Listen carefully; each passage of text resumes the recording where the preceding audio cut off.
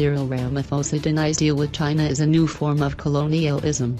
With significant investment abroad and a growing Chinese workforce outside of the country, comparisons with colonialism have been hard to avoid.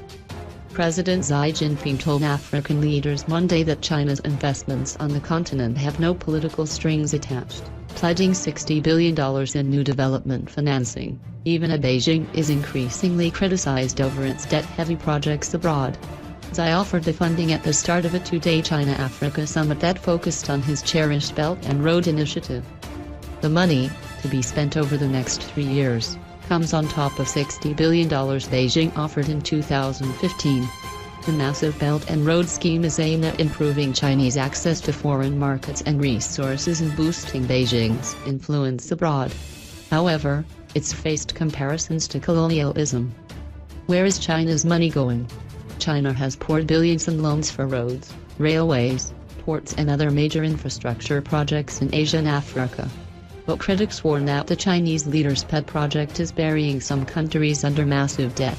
Xi told a high-level dialogue with African leaders and business representatives ahead of the summit, China's investment in Africa comes with no political strings attached. Our cooperation with Africa is clearly targeted at the major bottlenecks to development. Resources for our cooperation are not to be spent on any vanity projects, but in places where they count the most.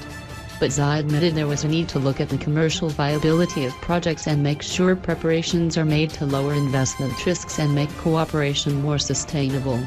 Belt and Road, Xi said, is not a scam to form an exclusive club or bloc against others.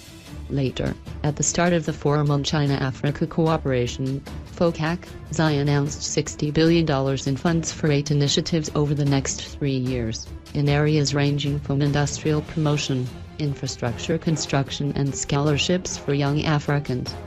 He added that Africa's least developed, heavily indebted and poor countries will be exempt from the debt they have incurred in the form of interest-free Chinese loans due to mature by the end of 2018. New Colonialism. A study by the Center for Global Development, a U.S. think tank, found serious concerns about the sustainability of sovereign debt in 8 Asian, European and African countries receiving Belt and Road funds. But South African President Cyril Ramaphosa defended China's involvement on the continent, saying FOCAC refutes the view that a new colonialism is taking hold in Africa as our detractors would have us believe.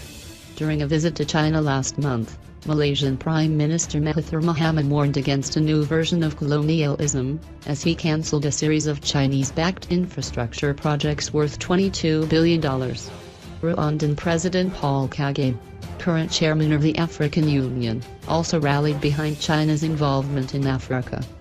He told the summit that Africa is not a zero-sum game. Our growing ties with China do not come at anyone's expense. Fractured world. At the last 3-yearly gathering in Johannesburg in 2015, Xi announced $60 billion of assistance and loans for Africa. Nations across Africa are hoping that China's enthusiasm for infrastructure investment will help promote industrialization on the continent.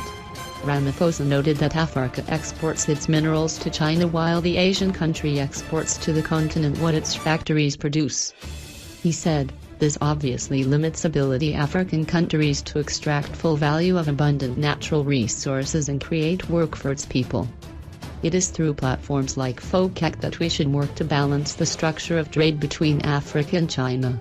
Nigerian President Muhammadu Buhari will oversee the signing of a telecommunication infrastructure deal backed by a $328 million loan facility from China's Exim Bank during his visit, his office said.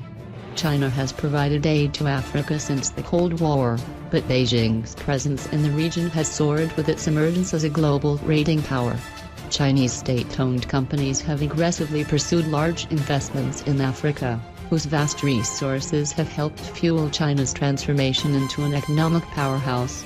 African Union Commission Chairman Moussa Faki acknowledged that concerns have been expressed about debt, but said the risks must be put into perspective as Africa's financing needs are such that it must seize every opportunity offered to it. Djibouti has become heavily dependent on Chinese financing after China opened its first overseas military base in the Horn of Africa country last year, a powerful signal of the continent's strategic importance to Beijing. Locals in other countries have complained about the practice of using Chinese labor for building projects and what are perceived as sweetheart deals for Chinese companies. An editorial in Kenya's Daily Nation said Monday that African leaders should use the summit to ask tough questions. What are the benefits in this relationship? Is China unfairly exploiting Africa like the others before it? If you feel good, please support the author by subscribing to Daily News to track the next video every day.